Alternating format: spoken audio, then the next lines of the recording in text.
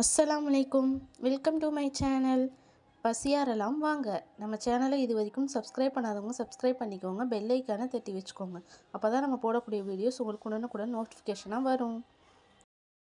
இன்றைக்கி சமைக்க போகிறது தக்காளி குழம்பு. தக்காளி குழம்பு எப்படி சமைக்கலான்னு பார்ப்போம் வாங்க. அதுக்கு தேவையான பொருள், ஒரு கேஸ் அடுப்பில் ஒரு சட்டியை நல்லா காய வச்சுக்கிருவோம். எண்ணெய் ஊற்ற தேவையில்லை. ஒரு 8 வெள்ளைப்பூடு போட்டு நல்லா லேசாக வறுத்துக்கிருவோம். ஒரு டீஸ்பூன் பெருஞ்சோம்பை போட்டு அதையும் வறுத்துக்கிருவோம்.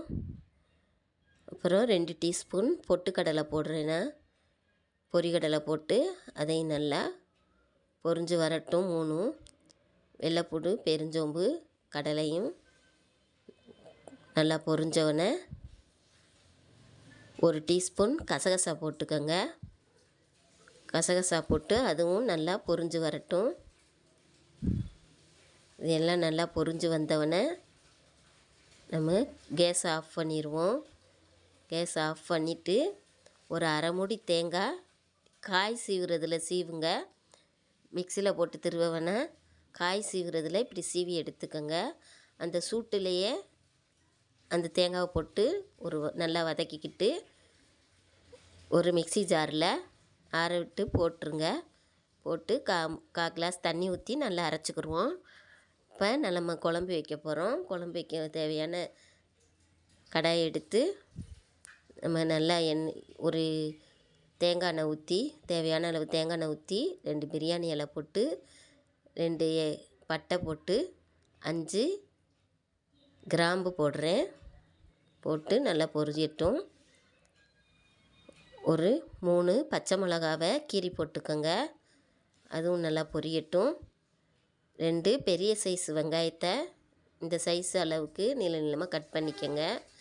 அதையும் போட்டு நல்லா வதக்கிக்கிடுவோம். இதுக்கு ஏலக்காய் தேவையில்லை, கிராம்பு மட்டும் போதும். அந்த வாசமே இதுக்கு போதும். நல்லா வதங்கி வரட்டும். நல்லா வதங்கினவுடனே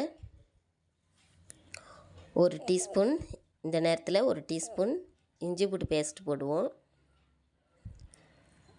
போட்டு அதையும் நல்லா வதக்கி செவக்க விட்டுக்குருவோம். நல்லா வதங்கட்டும்.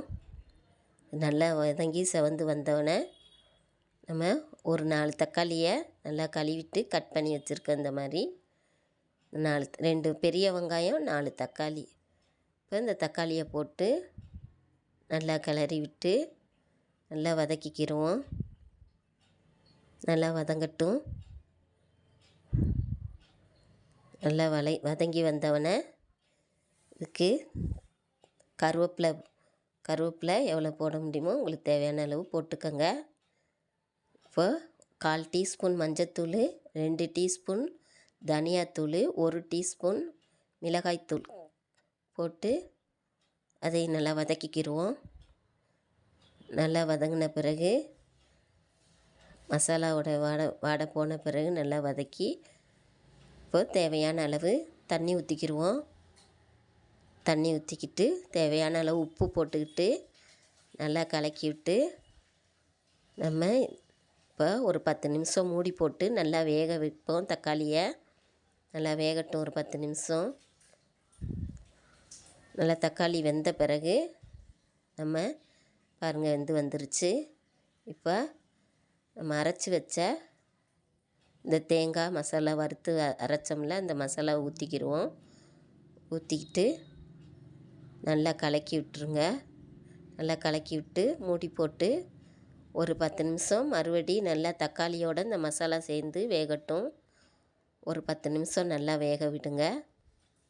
கலக்கி விட்டு பாருங்க நல்லா கலக்கிட்டு மூடி போட்டு ஒரு 10 நிமிஷம் வெந்த பிறகு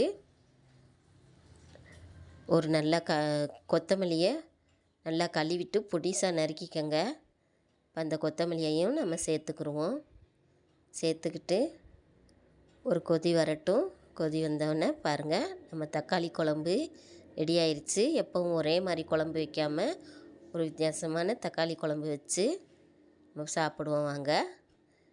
தக்காளி குழம்புக்கு உங்களுக்கு என்ன விருப்பமோ பொரியல் பண்ணி வச்சு சாப்பிடுங்க.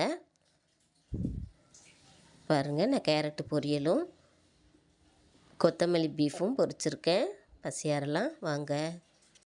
இந்த வீடியோ பிடிச்சிருந்தா லைக் பண்ணுங்கள், உங்கள் ஃப்ரெண்ட்ஸ் அண்ட் ரிலேட்டிவ்ஸ்க்கு ஷேர் பண்ணுங்கள், கமெண்ட் பண்ணுங்கள். நம்ம சேனல் சப்ஸ்கிரைப் பண்ணாதவங்க சப்ஸ்கிரைப் பண்ணுங்கள். தேங்க்யூ.